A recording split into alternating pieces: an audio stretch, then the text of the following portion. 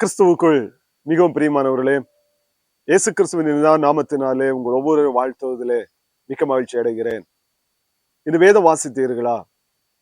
இந்த ஜெபித்தீர்களா? இந்த குடும்ப ஜெபம் செய்தீர்களா? யோசித்துக் கொண்டு இந்த காணொளியை காணுங்கள். இந்த நாளிலும் நீங்கள் பிழைப்பீர்கள் என்கிற காணொளி மூலமாக உங்களை சந்திப்பதிலே மிக்க மகிழ்ச்சி அடைகிறேன். நீதிமொழிகள் 7ஆம் அதிகாரம் 2ஆம் வசனம் இப்படியாக சொல்லுகிறது: என் கட்டளைகளையும் என் போதகத்தையும் உன் கண்மணியை போல் காத்துக்கொள், அப்பொழுது பிழைப்பாய் என்று சொல்லி ஆண்டுடைய வேதம் சொல்லுகிறது. பாருங்கள், ஒரு தாயானவள் தன்னுடைய பிள்ளைக்கு, மகனுக்கு சொல்லுவது போல ஒரு நல்ல ஒரு ஆலோசனையை ஆண்டவர் நமக்கு கொடுக்கிறார். ஆண்டுடைய வேத வசனங்களையும் ஆண்டவர் நமக்கு கற்றுக் கொடுத்திருக்கிற போதகத்தையும் நம்முடைய இருதயத்திலே நாம் கண்மணியை போல காத்துக்கொள்ள வேண்டுமாம். நம்முடைய கண் இமைகள் எப்படி நம்முடைய கண்ணின் கருவிழியை அது தூசி ஏதோ ஒரு பொருட்கள் எதுவும் அதுல விழுந்து விடாதபடி பாதுகாக்கிறதோ, இமைகள் எப்படி கண்மணியை பாதுகாக்கிறதோ, அதை போல ஆண்டுடைய வேத வசனத்தையும் ஆண்டுடைய போதகத்தையும் நாம் காத்துக்கொள்ள வேண்டுமாம் நம்முடைய இருதயத்திலே. அப்படி நாம் காத்துக்கொள்ளும் பொழுது வேதம் சொல்கிறது, நீங்கள் பிழைப்பீர்கள் என்று சொல்லி ஆண்டுடைய வேதம் சொல்லுகிறது.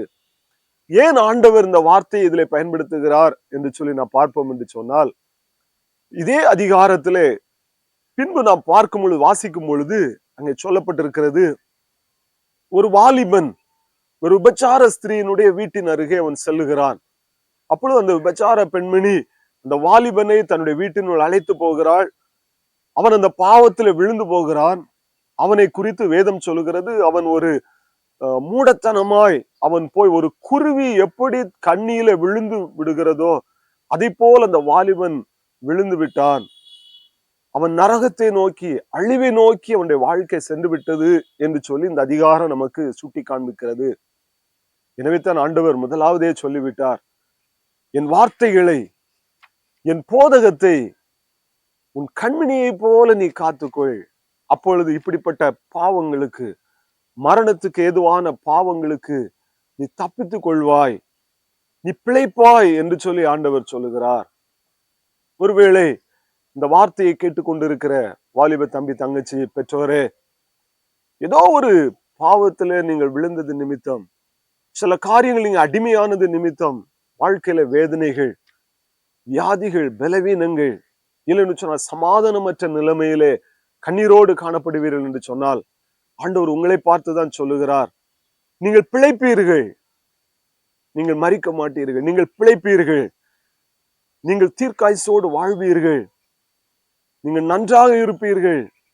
அதற்கு நீங்கள் செய்ய வேண்டியது ஒரே ஒரு காரியம்தான், ஆண்டுடைய வார்த்தைகளை, ஆண்டவர் நமக்கு கற்றுக் கொடுத்திருக்கிற போதகத்தை உடைய இருதயத்திலே கண்மணியை போல காத்துக் கொள்ளுங்கள், அப்பொழுது நீங்கள் பிழைப்பீர்கள்.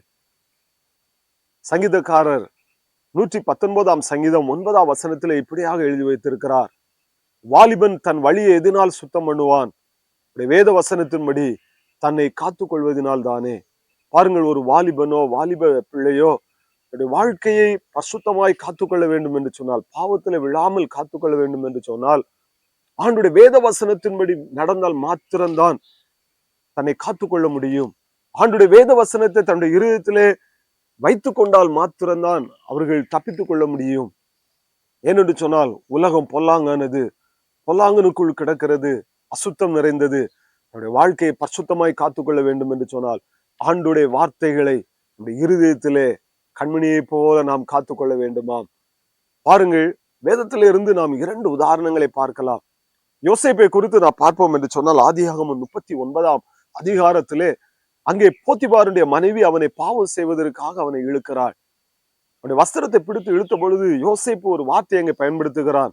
ஆதியாகமம் 39ஆம் அதிகாரம் 9ஆம் வசனத்தை சொல்லுகிறார், இந்த வீட்டிலே என்னிலும் பெரியவன் ஒருவனும் இல்லை, அப்படி இருக்க நான் இத்தனை பெரிய பொல்லாங்குக்கு உடன்பட்டு தேவனுக்கு விரோதமாய் பாவம் செய்வது எப்படி என்று சொல்லிவிட்டு அவன் பாவத்தை விட்டு விலகி ஓடுகிறதை நாம் பார்க்கிறோம். கர்த்தருக்கு பயப்படுகிற பயம் அவனுடைய இருதயத்தில் இருந்தபடியினால் அவன் பாவத்துக்கு அவன் விலகி ஓடினான். பாருங்கள், அவன் பாவத்துக்கு விலகி ஓடு நிமித்தம் அவனுக்கு கிடைத்த பரிசு சிறைச்சாலையா இருக்கலாம். ஆனால் அவனுடைய முடிவை நாம் பார்க்கும் பொழுது அந்த தேசத்திற்கே அவன் அதிபதியாய் மாறுகிறார். ஒருவேளை யோசேப்பு தன்னுடைய இருதயத்திலே கர்த்தருக்கு பயப்படுகிற பயம் இல்லாமல், கர்த்தருடைய போதகத்தை தன்னுடைய இருதயத்திலே வைத்துக் கொள்ளாமல் அவன் அந்த பாவத்துக்கு உடன்பட்டு இருப்பான் என்று சொன்னால், விபச்சார பாவத்தில் அவன் விழுந்திருப்பான் என்று சொன்னால், தேசத்தில் அதிபதியாய் மாறி இருக்க முடியாது. பாவத்தின் சம்பளம் மரணத்தில் அவன் அழிந்து போயிருப்பான். அவனுடைய சந்ததியே இல்லாமல் போயிருக்கும். ஆனால் வேதம் சொல்லுகிறது, அவன் பாவத்துக்கு விலகி ஓடினபடியினால் அவன் பிழைத்து கொண்டான், அழிவுக்கு தப்பித்துக் கொண்டான் என்று சொல்லி பார்க்கிறோம். அதே போல தாவீதை குறித்து நான் பார்க்கும் பொழுது, தாவீது பத்சேபாள் விஷயத்தில் அவன் பாவத்தில் விழுந்து விடுகிறான். ஆண்டவர் நாத்தான் தீர்க்கதரிசியை அவனிடத்தில் அனுப்புகிறார். அனுப்பி, நீ செய்தது பாவம், நீ ஆண்டவருக்கு விரோதமான பாவம் செய்திருக்கிறாய், மனம் திரும்பு என்று சொன்ன பொழுது அவன் அங்கே நாத்தான் தீர்க்கதரிசியின் இடத்தில் அவர் சொல்லுகிறார்.